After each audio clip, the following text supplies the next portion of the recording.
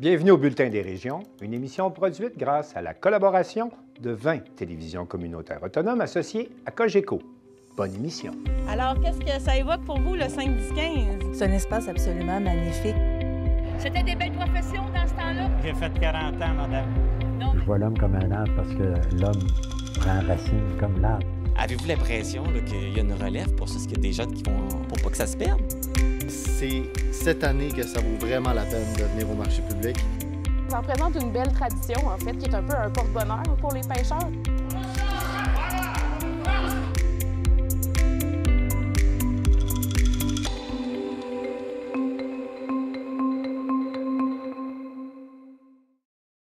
Au sommaire pour vous cette semaine.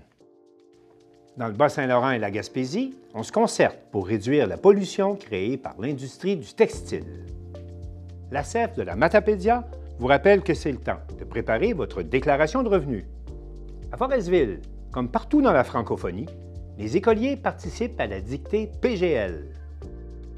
À Montmagny, la bibliothèque municipale se décrit comme un troisième lieu offrant une multitude d'activités. À Vaudreuil-Soulanges, l'astrophysicien Normand Molland nous explique comment se produit une éclipse solaire. La télévision communautaire des Laurentides tient actuellement des auditions pour le film et la web-série D'ici à nos rêves. À Notre-Dame-des-Prairies, le gym Annalie forme de jeunes gymnastes qui nous représenteront peut-être un jour aux Jeux olympiques. À Drummondville, le promoteur de boxe Yann Pellerin affirme que l'avenir de la boxe au Québec passe par les régions. Mais pour commencer, à New Richmond, on pratique l'élevage de l'ombre chevalier, nous rapporte Valérie Pinault de Télévague. Bonjour Sabrina. Bonjour Valérie. Comment ça a commencé l'histoire de Rémer et de l'aquaculture? Oui, en fait, c'est mon père qui est le fondateur de Rémer Aquaculture. Il a construit la pisciculture en 2011. Oui. Ça fait que c'est ça, ici, il n'y avait rien au départ, donc il est vraiment allé faire la construction de la bâtisse, l'installation des bassins et démarrer l'élevage vraiment ici. Quel type de poisson vous faites l'élevage? On fait l'ombre chevalier. Okay. Avez-vous beaucoup de bassins? Oui, dans le fond, on a comme deux sections dans la pisciculture. On va avoir le dôme dans la serre qui va avoir 15 bassins. Okay. Puis ensuite, un espace un peu plus petit qui va être l'alvinage pour les petits poissons. On a une dizaine de bassins. Justement, pouvez-vous m'expliquer en détail comment ça fonctionne, la pisciculture? Oui, dans le fond, nous, on reçoit les œufs d'ombre chevalier du Yukon. Okay. Donc, quand ils arrivent ici, on les met dans nos incubateurs, puis ils vont éclore vraiment dans nos installations. Ensuite, ils vont grossir les premiers mois dans l'alvinage, qui est la section pour les petits poissons, qui va avoir une eau, on chauffe l'eau justement dans l'alvinage, dans cette petite section. Puis ensuite, ils vont être transférés dans la section sous la serre, qui est l'engraissement et le pré-engraissement. Ça va durer une période d'environ 1 an et demi à 3 ans pour avoir l'ombre chevalier qui va être en 2 et 4 livres prêt à la consommation. Votre système de chauffage, ça marche comment? C'est un système de chauffage par géothermie.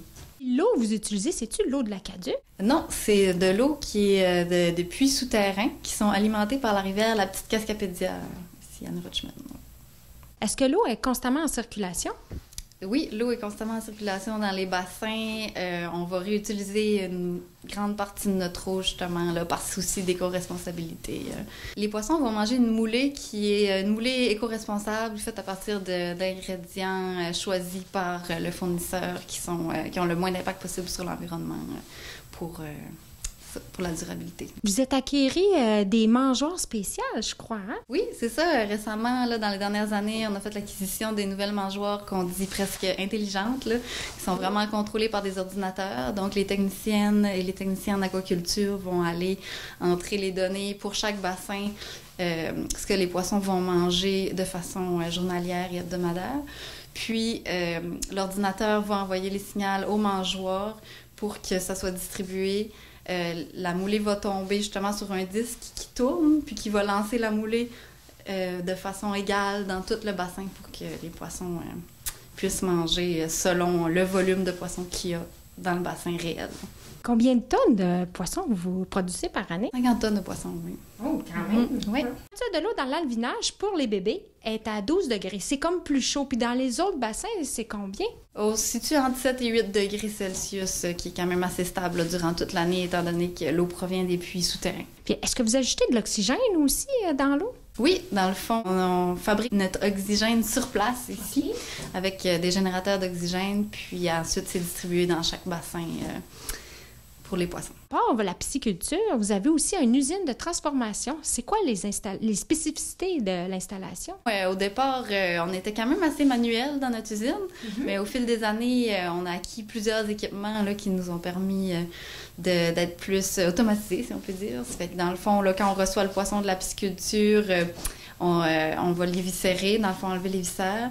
Ensuite, ça se fait avec une machine. Ensuite, on a aussi une machine pour faire le filet. Donc, on va mettre le poisson dans la fileteuse automatique. Okay. Et les 2 filets vont sortir. Ensuite, on va continuer la préparation du filet et enlever les arêtes, l'emballer, glacer. Et ça s'en va sur des transports à nos clients qui sont en ville ou ici en région. OK. C'est pas juste... Vous n'avez pas juste des contrats en Gaspésie, je comprends bien. Non, c'est ça. Dans le fond, nos clients sont autant en Gaspésie, Québec, Montréal.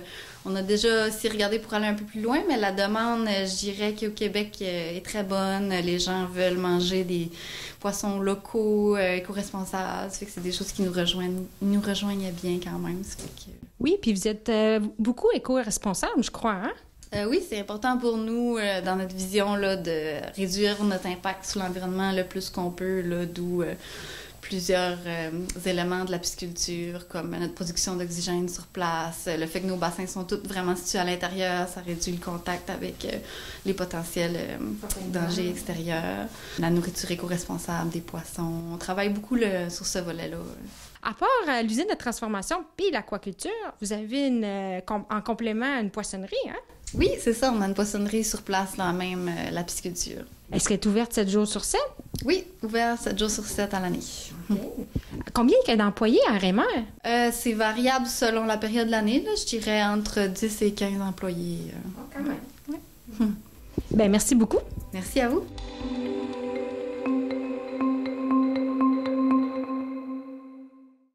Comment valoriser les textiles et réduire l'enfouissement des surplus? Le 20 mars dernier, une trentaine de représentants de la Gaspésie et du Bas-Saint-Laurent se sont posé la question et Marc Després, de la télévision de la Métis, s'est intéressé à ce sujet. Eh bien, aujourd'hui, on se trouve au Grand Hall des Jardins de Métis pour une activité là, qui regroupe des gens, mais pas seulement de la Métis.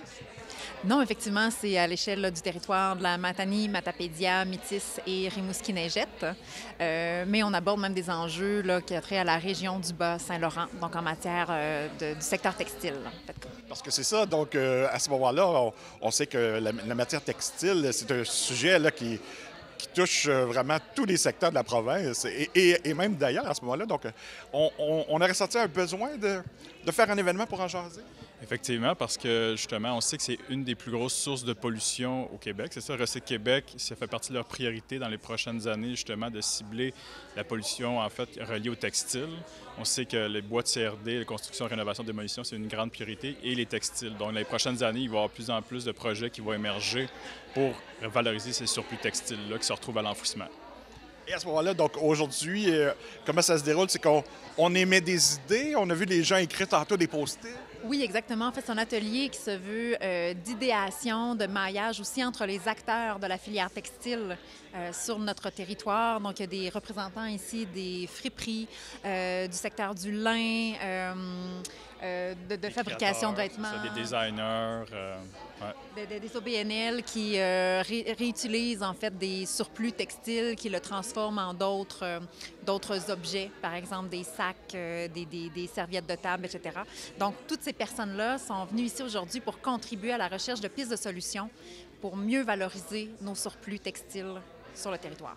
Parce que, bon, lorsqu'on pense aux friperies, souvent, il y en a plusieurs d'entre elles qui se disent « Mais mon Dieu, on est inondé », puis souvent de matériel plus ou moins potable. Donc, à ce moment-là, c'est vraiment une problématique environnementale.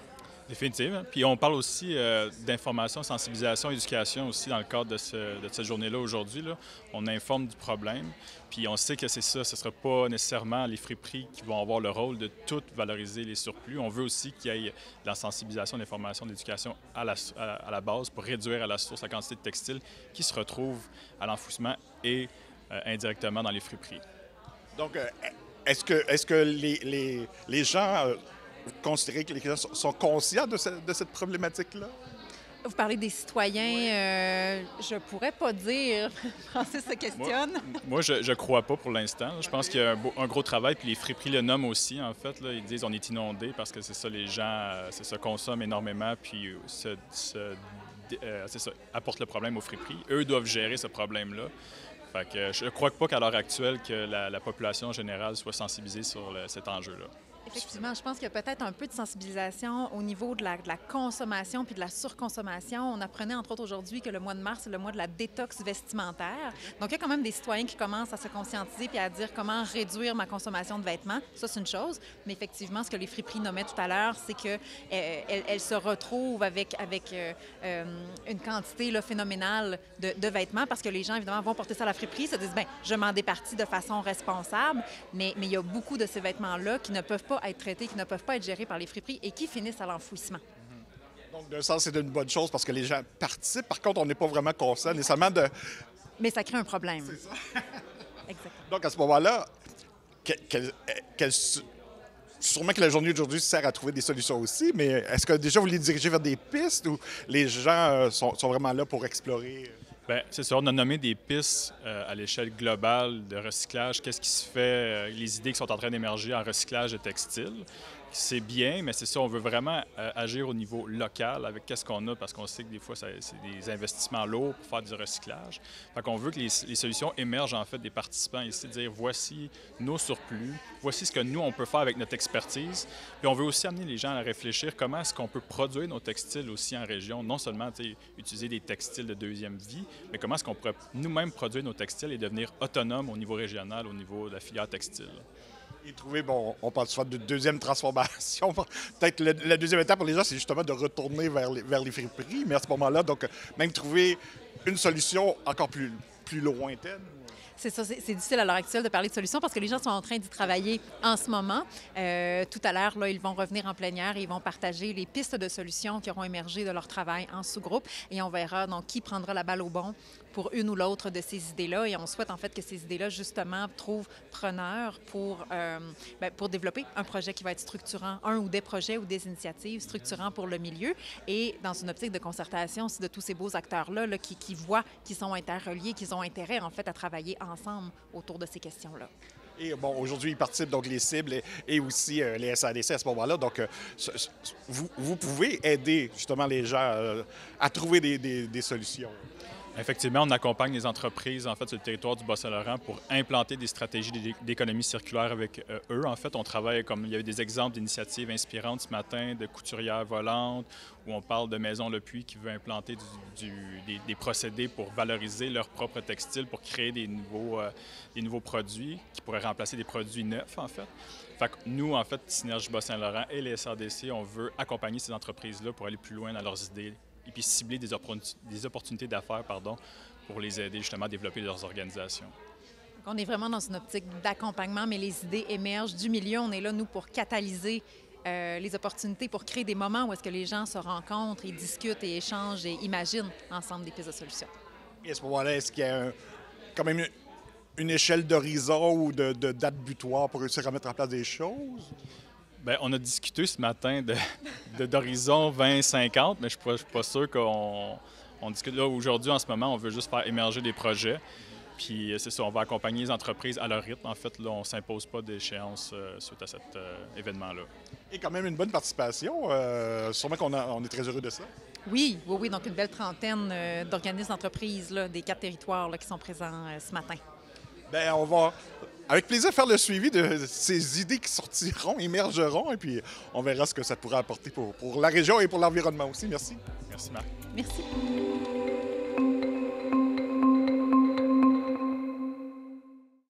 Pour le meilleur ou pour le pire, c'est maintenant le temps des impôts. Et Marc Baudouin de la télévision de la Matapédia On parle avec Hélène Guilbeault de l'Association coopérative d'économie familiale de la péninsule.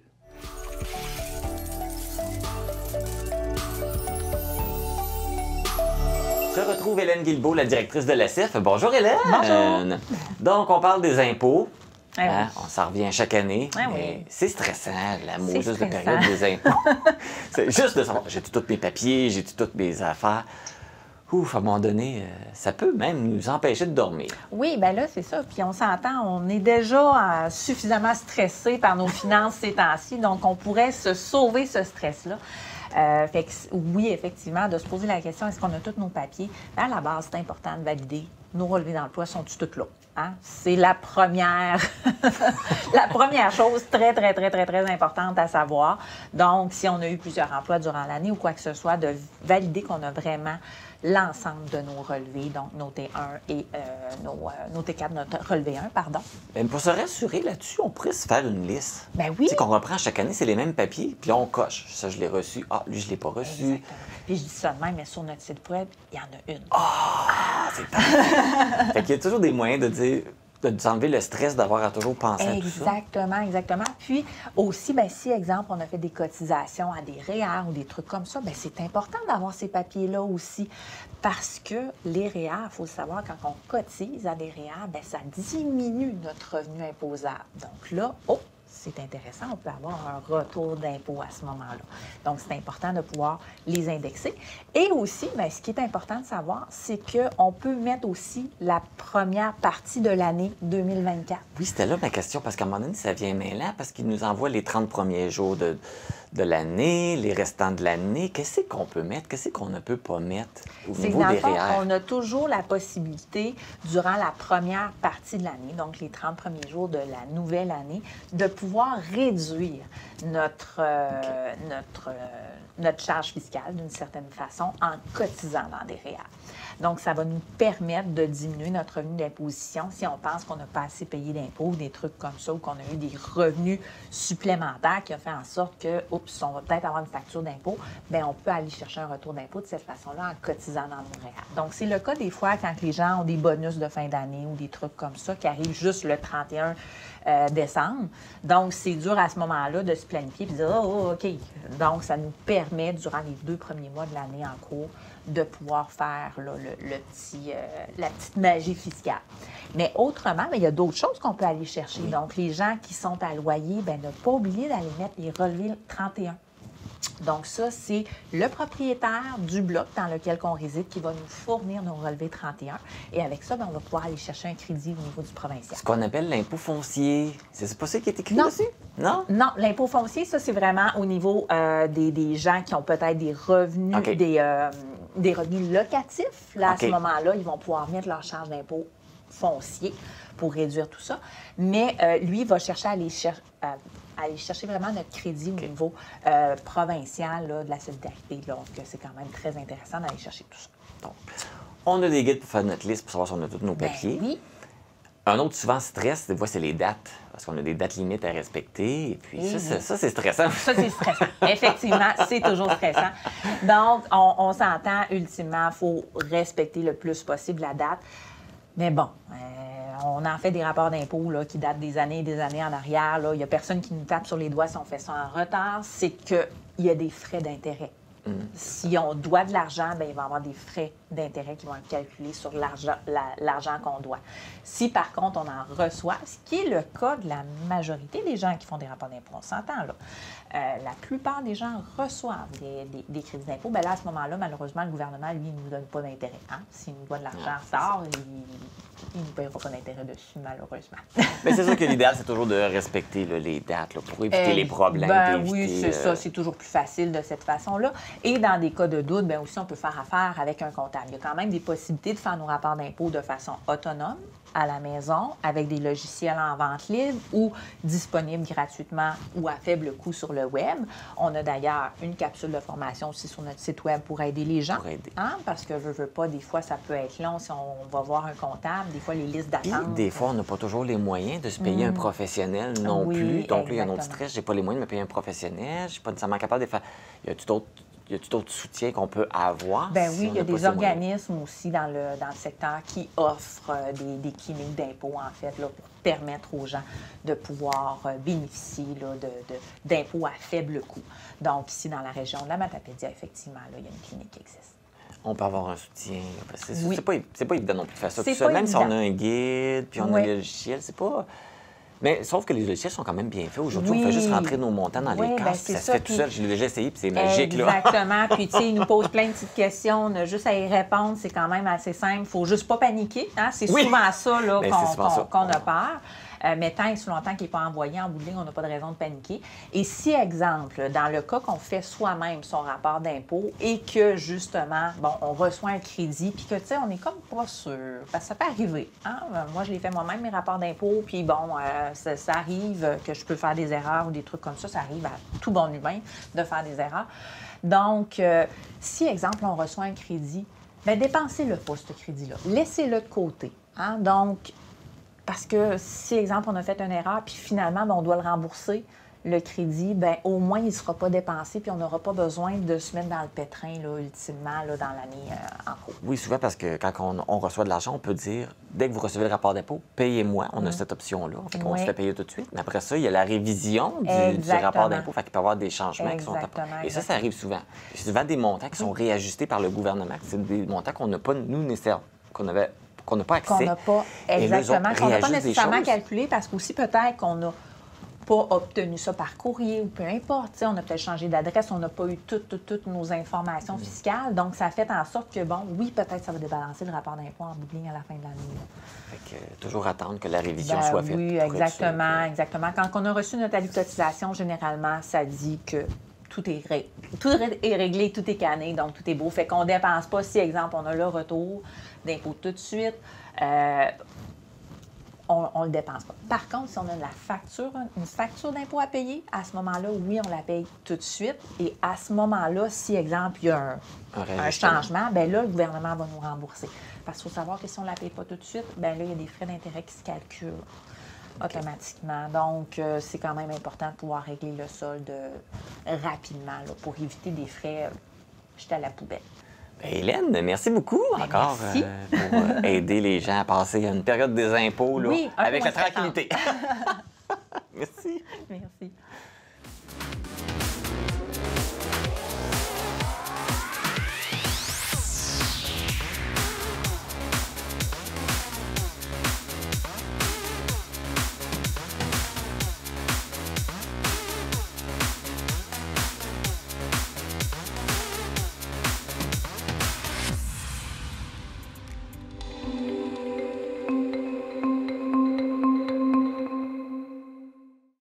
Depuis sa création en 1991, la dictée PGL a fait participer plus de 7 millions de jeunes francophones partout dans la francophonie, dont les écoliers de l'École Saint-Luc à Forestville, nous rapporte Léopold Lévesque de la Télévision du Littoral.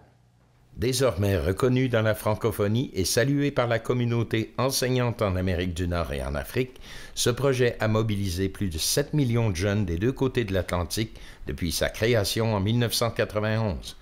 La dictée PGL donne également aux élèves la possibilité de participer à une compétition stimulante et amusante qui aboutit chaque année à une grande finale internationale télévisée pour les élèves de 5e et 6e année. L'École Saint-Luc de Forestville s'est inscrite au projet et les finalistes étaient Richard Tremblay, élève de 6e année, et Roxane Pinard, élève de 5e année. Les deux ont pris part à la finale régionale. C'est Roxane Pinard qui sera la représentante de l'École Saint-Luc. Donc, toutes les personnes qui faisaient s'affrontaient pour élire deux personnes. Donc, vu que j'étais de niveau 5-6e année, il y avait une personne de 6e année puis une personne de 5e année. Puis après ça, il y avait la finale de l'école. Donc, le 6e année contre la 5e année s'affrontaient. Donc, c'est le Kevin Faute qui a été gagné. Puis après ça, c'était la finale régionale. Donc, c'est moi qui l'ai faite. Puis, j'ai gagné là. La grande finale internationale aura lieu à Québec le 19 mai prochain.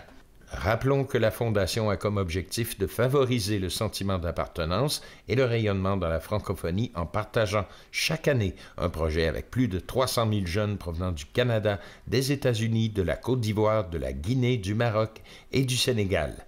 Elle valorise la maîtrise de la langue française comme outil de réflexion et de communication. Léopold Dave Lévesque pour la télévision du Littoral.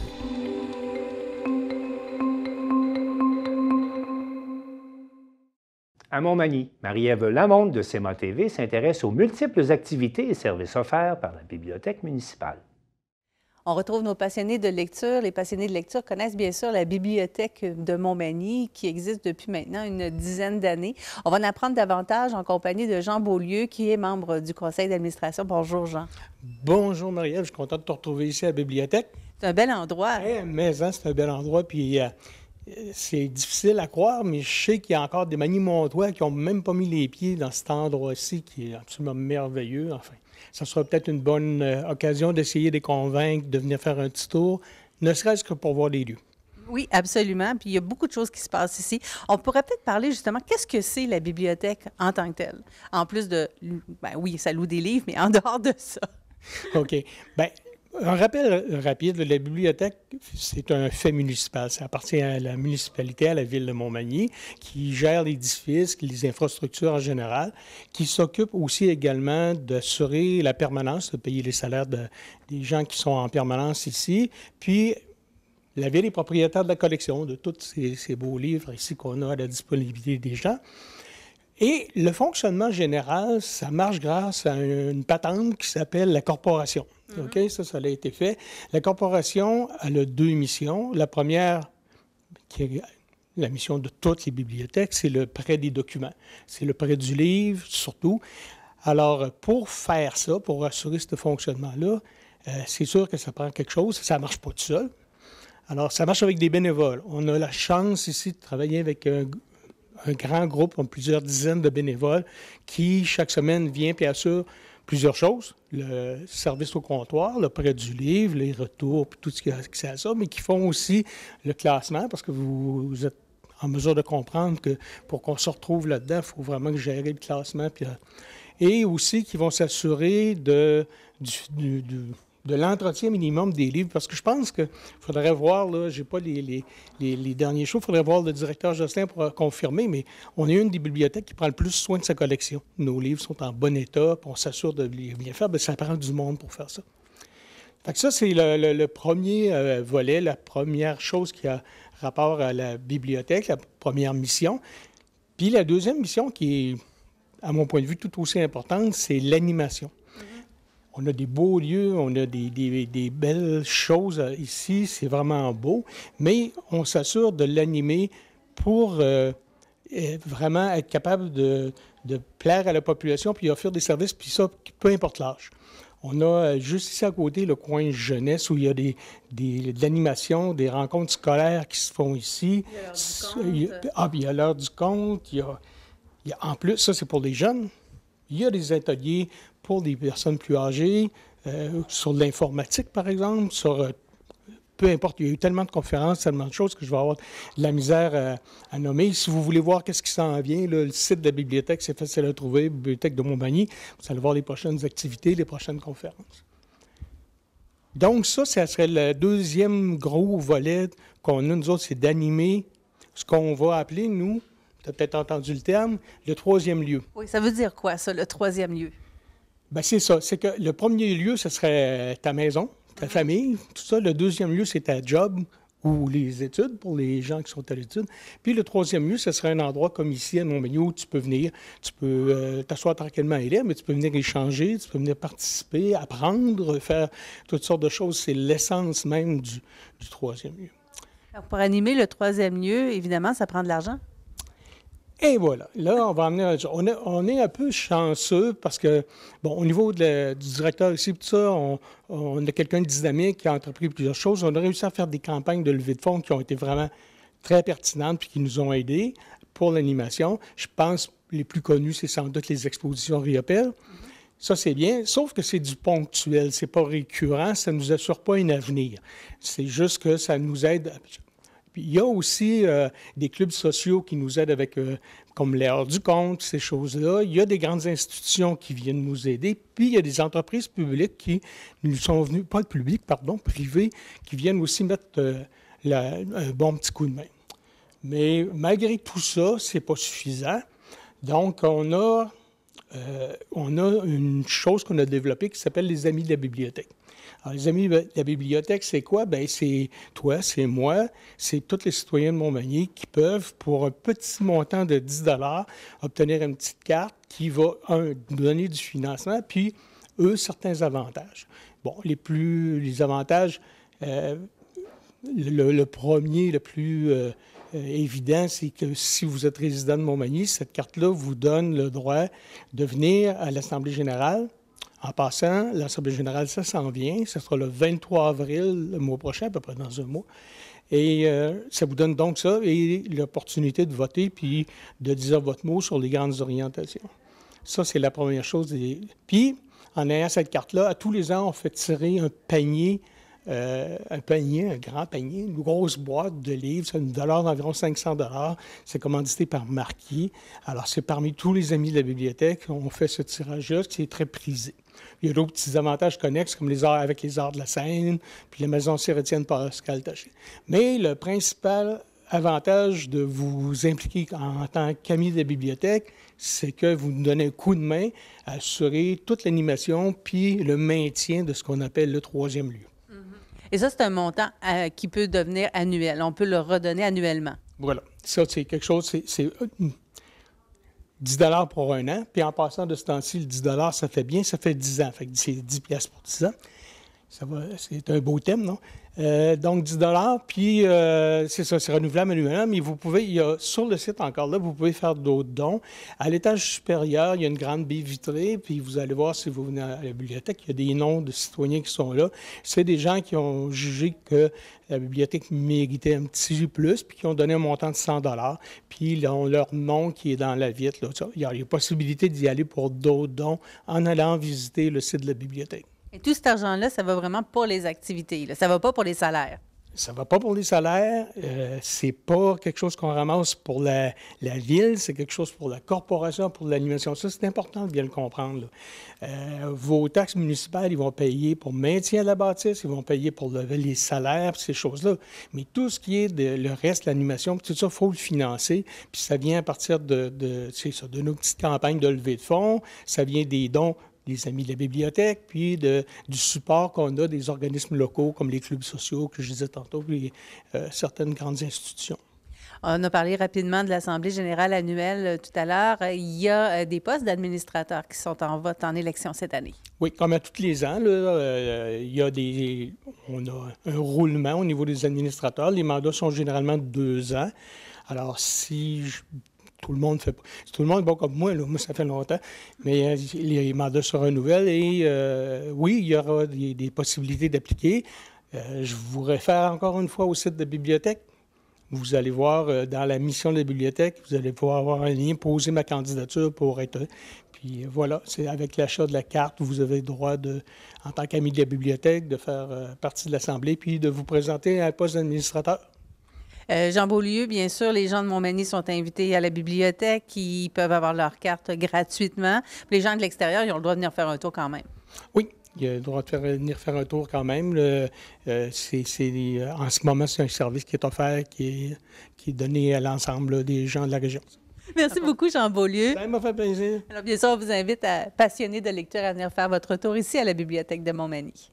En prévision du 8 avril prochain, Chantal Bédard de CSUR.TV a rencontré l'astrophysicien Normand Molan qui nous explique comment se produit une éclipse solaire totale. Le 14 octobre dernier, l'équipe de C'est sur la télé avait réussi à capter une éclipse solaire partielle. Toutefois, le 8 avril prochain, le phénomène se reproduira, mais cette fois-ci, il sera des plus spectaculaires puisqu'il s'agira d'une éclipse solaire totale. L'astrophysicien Normand Molan nous donne plus de détails. Qu'est-ce qui se passe quand c'est une éclipse complète? Quand c'est une éclipse complète, ce qui se passe, c'est ceci. C'est-à-dire que la Lune passe complètement devant le Soleil et cache entièrement le Soleil.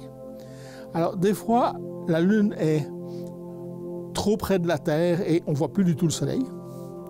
Ou des fois, elle est plus loin de la Terre et à ce moment-là, il reste un petit anneau lumineux du Soleil autour.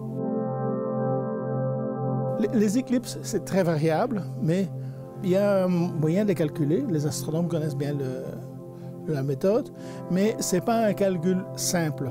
L'éclipse change d'après où on est sur Terre. Lorsque on est en Amérique du Nord, on voit des éclipses qui se passent dans l'hémisphère nord. Mais s'il y a des éclipses en hémisphère sud, on ne le voit pas. De sorte qu'en fait, on voit à peu près une éclipse sur 8 de toutes les éclipses solaires. On en voit une sur 8. Ce serait le lundi, le 8 avril. Donc, c'est pas dans pas très longtemps. Et c'est intéressant parce que c'est une éclipse totale qu'on va voir très, très bien. Elle commence à 14h15 le 8 avril. Elle s'achève à 16h35.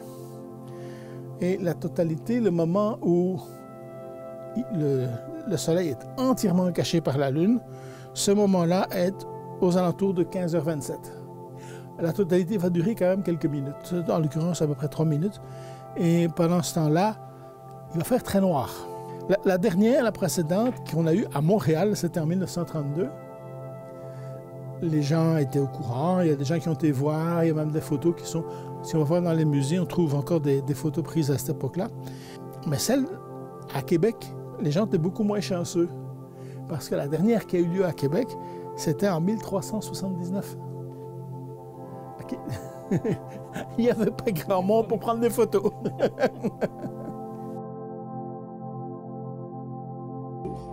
Et ça, c'est dangereux à regarder.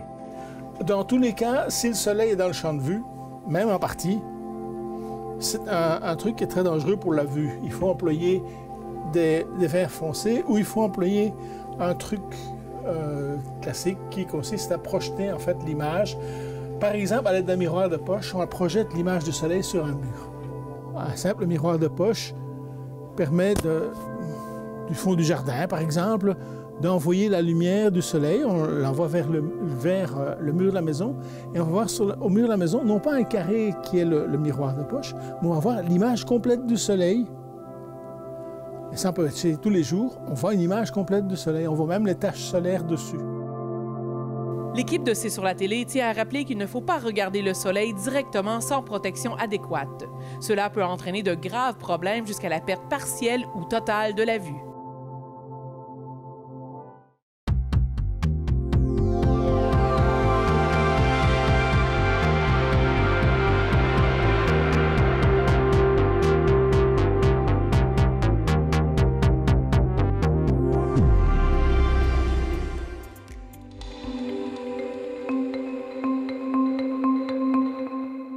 Je m'appelle Annabelle Lasselle-Richard, j'ai 12 ans, je viens du Berdo. J'aimerais interpréter le rôle de Zoé.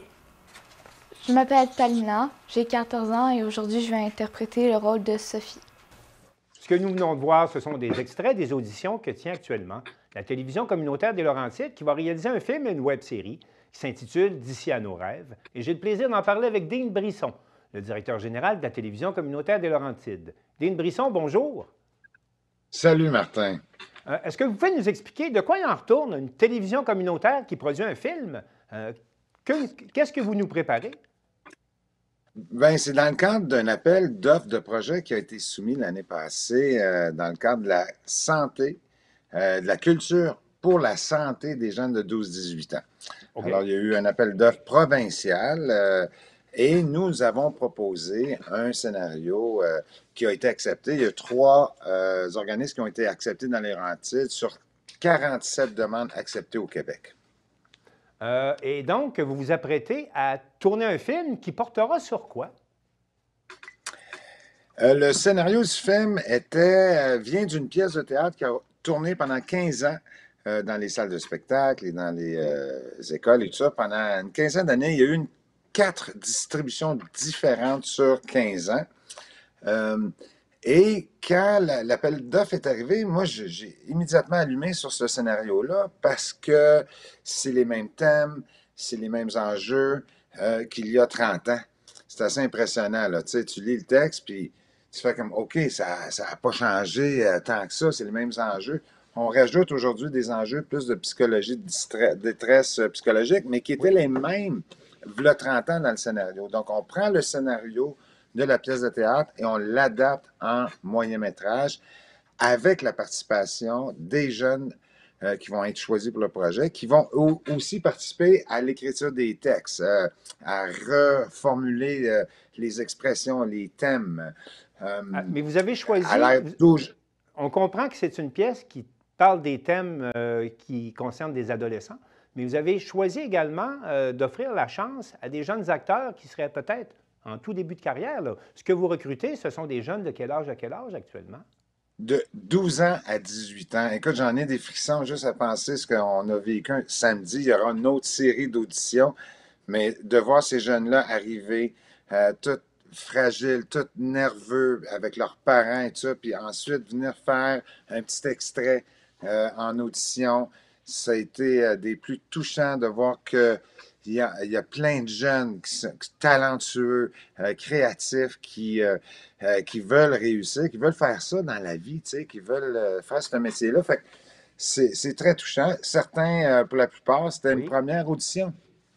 Mais au-delà également du film, si je comprends bien, c'est une web-série pour laquelle on voit des images. Là, vous voulez montrer derrière la caméra du film également. Oui, à même la captation de tout le processus qu'il va y avoir du début jusqu'à la fin. On capte les images, les réunions, les conversations, les choix de costumes, décors et tout ça. Et on en fait une série web et une série sur Cogeco où on montre comment ce projet-là s'est créé, se fait, avec qui, comment, pourquoi, tu sais. Et on va l'amener jusqu'à la fin. On va tourner jusqu'à la fin, jusqu'au tournage du moyen-métrage, et ça va être une série complète et une web-série qui va sortir par petits segments là, de 5, 7, 8, 10 minutes. Est-ce que vos auditions sont terminées? Non, les auditions se poursuivent jusqu'à la mi-avril. On va sur tvcl.ca dans l'onglet Audition. On peut soumettre notre candidature jusqu'à la mi-avril. À quel moment vous prévoyez le tournage? Ça devrait se passer en juillet. Les répétitions vont se passer après les heures de classe, la fin de semaine et les soirs d'école. Et fin des classes, examens et tout ça, on donne un petit break aux jeunes et on va tourner début juillet, là, fort probablement. Dites-moi, est-ce que comment une télévision communautaire en vient qu'à produire du cinéma, des films, des web-séries? Vous allez dans une nouvelle voie pour une télévision communautaire. Oui, bien, il faut innover. Il faut avoir plusieurs produits. Donc, l'Internet est important. Alors, la petite web-série, les gens consomment de façon rapide les clips aujourd'hui. C'est des reels, c'est des petits clips. Fait que là, on veut rentrer dans ça. On va aller chercher l'attention des jeunes à travers de ça en livrant le making-of de ce film-là, petit bout par petit bout, là, comme on dit, ouais. Le film devrait devrait être terminé. Là, vous estimez pouvoir les premiers visionnements au cours de l'année ou ça va aller en début de l'an prochain? On estime à l'automne le visionnement avec les jeunes, les parents, les invités et le public, évidemment. Là, ça va être une grande soirée. Puis c'est tout un peu dans le cadre du 25e anniversaire de la TVCL qu'on organise des affaires un peu différentes. Là. Oui, on veut comme toucher d'autres médiums, puis aller chercher le monde dans différentes sphères. Fait que, c'est pour ça qu'on essaie des produits ou des projets qui impliquent les jeunes comme ça. C'est fabuleux. Là. Et s'il y a des jeunes qui désirent... Oui, et s'il y a des jeunes qui désirent participer, on va où? Vous allez sur tvcl.ca dans l'onglet Audition. Dean Brisson, merci beaucoup. Bonne chance et au plaisir de vous en reparler. Merci, Martin. Merci beaucoup à vous.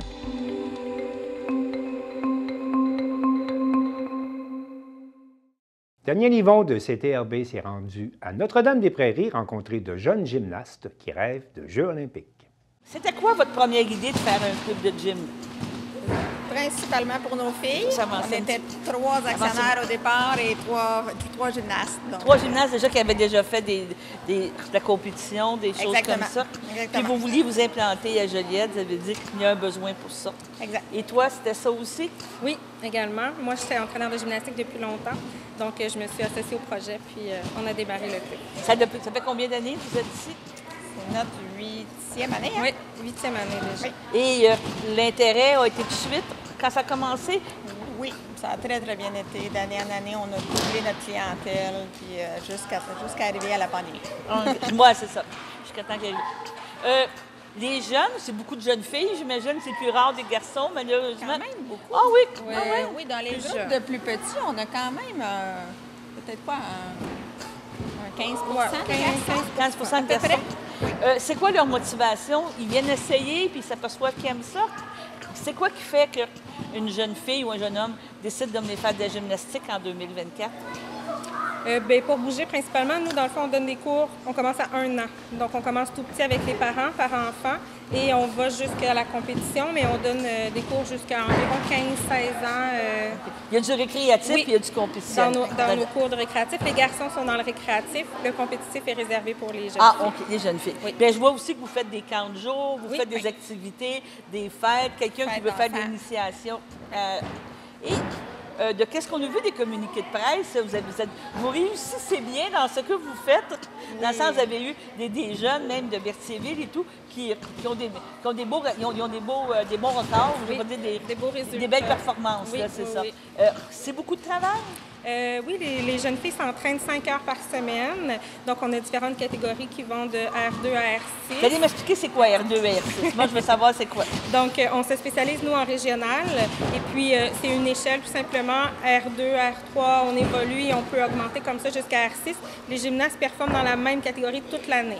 Donc, elles peuvent se dépasser d'une compétition à l'autre et avoir des résultats pour s'améliorer. Et le R2, c'est concernant les habilités qu'ils sont capables de faire exactement, oui, c'est ça? Il y a des routines spécifiques pour R2 et ensuite d'autres routines pour R3. Et on évolue, les mouvements deviennent plus difficiles plus on avance dans les chiffres. Donc, autrement dit, chaque jeune fille fait la même routine. Il n'y a pas de catégorie, c'est la même création. Là. Tu sais, je veux dire, il n'y a pas de chorégraphie, on n'est pas rendu... En niveau R4, là, au sol, on peut avoir les mêmes mouvements, mais la chorégraphie est différente. Donc là, c'est là qu'au niveau de la création, on embarque. OK, bien c'est bien. Et je vais poser la question dans le sens que la motivation de cette jeune fille-là pour venir faire de la compétition, ça vient naturellement? Ça vient souvent avec le talent. OK, oui. Bon, Quand ils ont un talent plus naturel ou qu'ils réussissent bien puis qu'ils se démarquent des autres là, dans les récréatifs, bien là, ils ont envie d'aller plus loin. C'est sûr que tout enfant qui fait de la compétition qui reçoit des médailles, la motivation vient assez rapidement. Ça vient assez rapidement. Oui. Et vous vous êtes rendu jusqu'où? Vous avez fait des compétitions? Avez-vous participé à tous ces programmes-là avant de devenir propriétaire ou peut-être même entraîneur? Moi, j'ai jamais fait de gymnastique. Ma fille en fait depuis qu'elle est tout petite, mais moi, non. OK. Moi, j'ai fait jusqu'au niveau régional, à peu près comme les athlètes ici, mais je suis devenue rapidement entraîneur et j'ai eu la piqûre, donc je suis restée dans la branche entraîneur longtemps. Bon, ben bonsoir les filles, ça va bien? Oui. Moi, je veux juste savoir, vous pouvez toutes répondre, vous avez des raisons chacune particulières. Pourquoi vous avez aimé ça, faire de la compétition? Qu'est-ce qui vous a amené à venir faire de la gymnastique?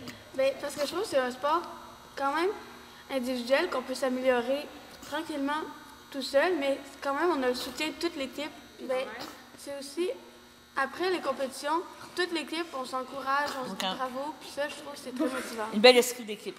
Ça. Ouais. Vous avez des conseils entre vous autres? Vous vous dites oui, que tu as bien fait, tu n'as pas bien fait. Comme oublie pas ton mouvement, oublie pas tes choses. Mais des fois, on n'est pas ensemble, là, ça dépend. Là, des fois, on est R2 avec R2, R3 avec R3, puis R4 avec R4. Okay. Donc, on n'est pas... Des fois, on est... Ouais. Bon, vous êtes des R2, des R3, des R4, c'est ça? Oui. OK. C'est quoi vos objectifs dans la vie? Là, vous faites ça, mais vous voulez monter R5, R6, vous voulez aller aux Olympiques? C'est quoi?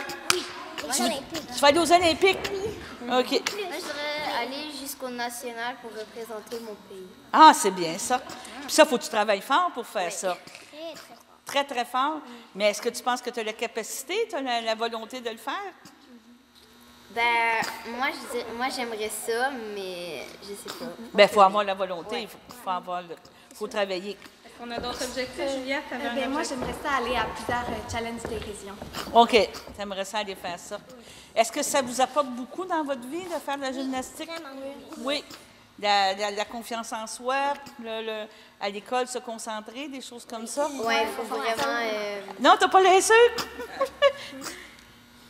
Puis avez-vous des idoles? Avez-vous des gens que vous regardez faire des compétitions, des émissions? Moi, justement, Juliette, qui est là, ouais. je la trouve super persévérante, puis elle se blesse jamais, elle est super bonne, puis elle est super fit. Donc, c'est ton idole, ça? Ouais, c'est mon idole. Juliette, c'est qui ça, Juliette? C'est toi? Donc, tu es quelqu'un, tu es un mentor, tu es un modèle à suivre dans l'équipe, c'est ça? C'est mon modèle. Ah, ben c'est bien. Puis, c'est bien, ça, c'est le fun de faire ça. Donc, tu aimes ça, tu as les petites, tu aimes ça t'occuper des petites, puis de les aider. Correction, puis je les aide à persévérer. OK. Puis mes deux mademoiselles ici, des entraîneurs, vous avez connu ça, être petite comme ça. Qu'est-ce qui vous a amené à continuer dans la gymnastique, être entraîneur et tout? Bien, je pense que c'était de pouvoir donner enseigner notre passion aux gens, parce que, à un moment donné, avec l'âge, ça s'atténue en tant que gymnaste, mais de pouvoir transmettre ça. Vous dites les capacités s'atténuent à un moment donné? Bien, ça dépend des gens, il y a certains niveaux, puis rendu à un certain âge, mais mettons, pour ma part, j'ai arrêté de le faire moi-même, et de pouvoir l'enseigner à des plus jeunes, puis ça, c'était quelque chose. Puis c'est-tu valorisant de voir des jeunes faire ça? Mais c'est le fun de voir, que... dans un sens, ils font beaucoup, les athlètes font beaucoup les choses, le coach est en arrière pour aider tout de suite de voir qu'ils réussissent, tout ça, c'est toujours très... Ça nous rend fiers. Sont-tu fines, vos deux coachs? Oui. Ils sont pas trop sévères? Des fois. Oui, des fois. Bon, ben c'est bien. Mais c'est important, des fois, d'être sévère, parce que si on veut faire de la compétition, c'est pas... Faut qu'on soit plus meilleur.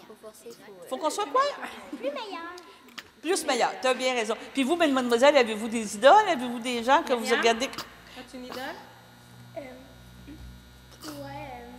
s'appelle Simone Biles, puis je la regarde souvent en vidéo. Puis oui, elle est impressionnante. Hein? Elle fait ça, on dirait qu'elle fait ça, qu'elle vole. Hein? Quand elle va faire les diagonales... C'est vraiment à couper le souffle. C'est assez époustouflant. Hein?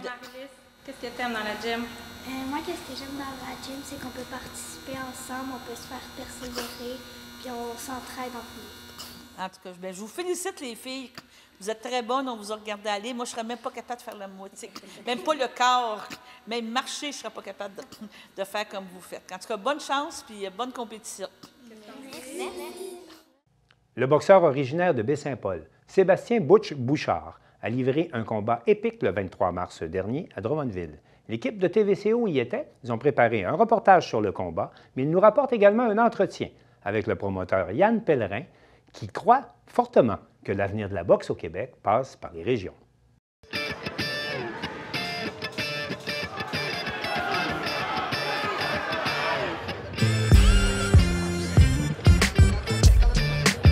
Ma mission, c'est que je me suis aperçu au cours des années que les deux gros promoteurs s'étaient enfermés au casino en avant de 500 personnes. Et puis que quand ils arrivaient dans les gros centres pour faire des gros galas, il n'y avait pas de monde. C'est normal, il faut que tu ailles cultiver un peu en région ta clientèle. Il faut que tu sortes des boxeurs locaux qui vont devenir des vedettes dans leur région. Puis qu'après ça, quand tu vas faire des gros shows, à Place Belle, au Centre Bell, Centre Vidéotron, là, le monde va suivre. Ils vont venir voir leurs vedettes locales qui se battent dans un gros centre. Puis c'est ça qui va ramener les grosses foules. J'ai plein de respect pour les boxeurs de l'extérieur. Je suis 13-2, j'ai affronté, je pense, 7 Mexicains, genre, depuis le début en boxe. Ils viennent se battre, mais c'est pas ça qui remplit les estrades. Puis le monde ici sont tannés de payer, puis pas voir qu'est-ce qu'ils veulent. Fait qu'on essaye de leur donner ce qu'ils veulent. 3 losses and 1 draw. De Baie-Saint-Paul, Québec, Sébastien Butch Bouchard. Son adversaire dans le coin rouge, Jean-Michel The Octopus Poulin. Tu sais, Jean-Michel, on s'en est parlé dans le ring après, tu sais, c'est tellement une bonne personne. Puis moi aussi, il dit Butch, tu m'as fait vivre quelque chose de spécial. Il dit avant le combat, il dit j'étais pas capable de me minder. Il dit c'est comme si j'allais faire un sparring. Puis moi, j'étais de l'autre côté, mais coach, ça va-tu? Oui, tu sais, mais on avait pas, les deux, on avait comme pas le feu jusqu'au temps qu'on se pince, là, mais c'était spécial comme feeling avant le combat. Puis,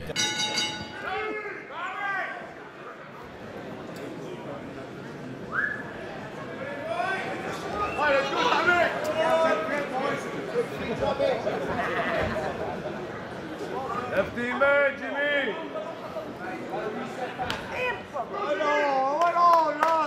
déjà d'avance, il y avait beaucoup de respect entre nous, aux conférences de presse et tout, mais on s'est croisés à l'hôtel, puis j'étais avec ma copine, il était avec son équipe, puis tu sais, là, on n'a pas à s'envoyer chier, ça donne à rien. On le sait qu'on est des fighters. Il y a 130 combats au moins, je pense, amateurs plus professionnels. Puis, tu sais, moi aussi, j'avais 70 combats. On a 200 combats ensemble. On est habitué d'être entre les câbles. Fait qu'on va switch on entre les câbles, mais c'était un feeling bizarre. Tu sais, des fois, d'avoir un petit peu de « je vais faire mal », on l'avait pas. Puis il me l'a dit après, Chris, j'étais comme off dans le vestiaire, j'avais pas ce feeling-là. Ben, tu sais, on s'entend qu'on s'est battu, là. On a fait une guerre. Mais, tu sais, c'est genre. J'étais comme. Je parlais avec ma blonde hier, puis après, je parlais avec mon équipe. Je disais, man, c'est le genre de gars, je veux l'inviter à souper. J'ai goût de dire, comme.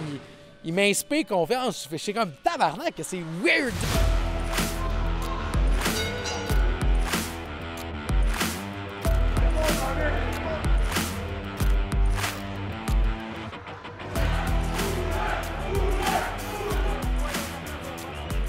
Toute ma carrière, j'étais un slow starter. Puis j'ai décollé encore au 4e round. J'ai commencé, ça a été long avant que j'embarque dans le momentum et tout.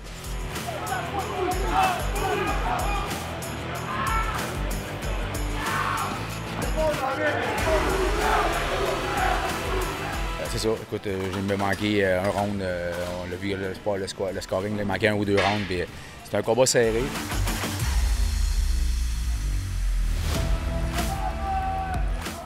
Sincèrement, je crois que j'ai fait beaucoup plus mal que lui m'a fait mal parce que j'ai fait mal beaucoup au corps. Il me l'a dit après le combat, là, je l'ai détruit au corps à plusieurs reprises.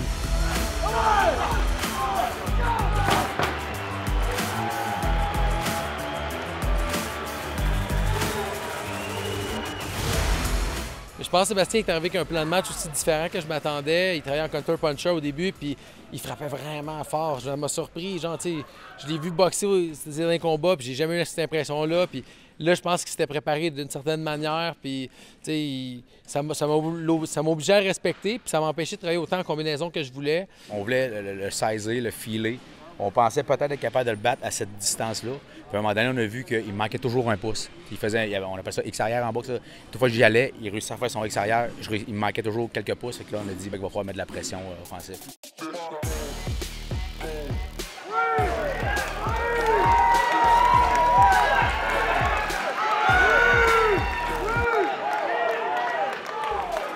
Qu'est-ce que j'ai fait le reste du combat? Ça, c'est ce que j'ai fait toute ma carrière. Je suis bon là-dedans avec les gars. On avait une stratégie. On avait dit que la stratégie ne marche pas au 4e. On s'est donné 4 rounds. J'ai trouvé d'y aller dans le vieux Thibaut, le vieux Sébastien rentrant dedans. Fait que, à la fin, je trouvais ça un petit peu plus dur parce qu'on n'était pas préparé physiquement à aller là. Mais c'est ça. Écoute, très déçu, un goût amer. Mais j'aurais pas ma ceinture, mais les gens vont avoir un bon spectacle.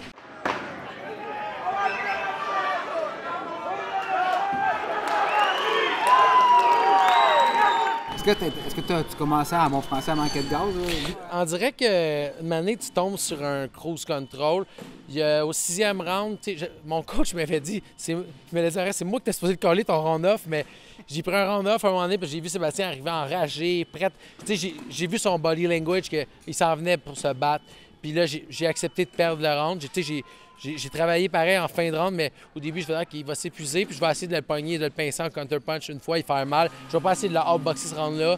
Fait que j'ai pris peut-être, je pense que c'est le 6e, j'ai pris un round off. Puis après ça, j'ai surmonté. Puis non, ça allait bien. Je me sentais pas plus fatigué au 10e. J'avais des jambes encore, puis j'étais prêt à performer un autre round.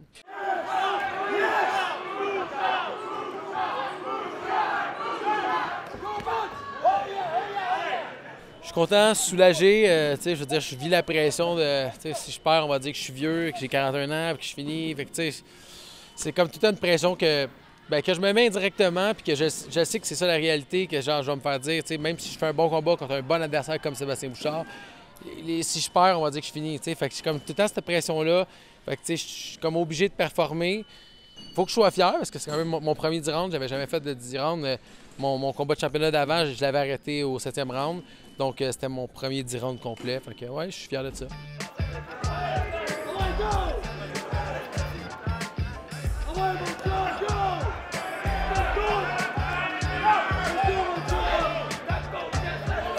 Mais j'adore Butch. Puis, écoute, la première fois que j'ai dit dans le vestiaire, c'est écoute, je sais pas s'il t'en reste encore, mais moi, je peux t'en donner si t'en veux encore.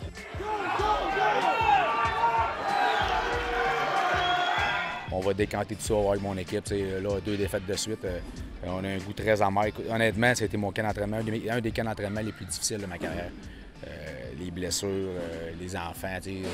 Moi, j'ai 3 jeunes enfants. On se réveillait toutes les nuits. De jumeler tout ça, ça a été très, très dur.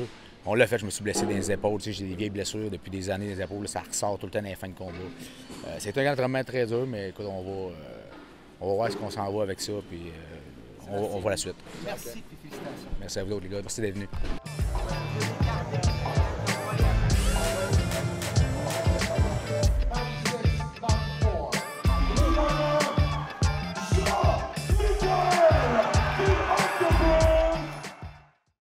C'est tout pour le Bulletin des régions cette semaine. Je remercie toutes les télévisions communautaires qui ont participé à sa réalisation et je vous dis à la prochaine.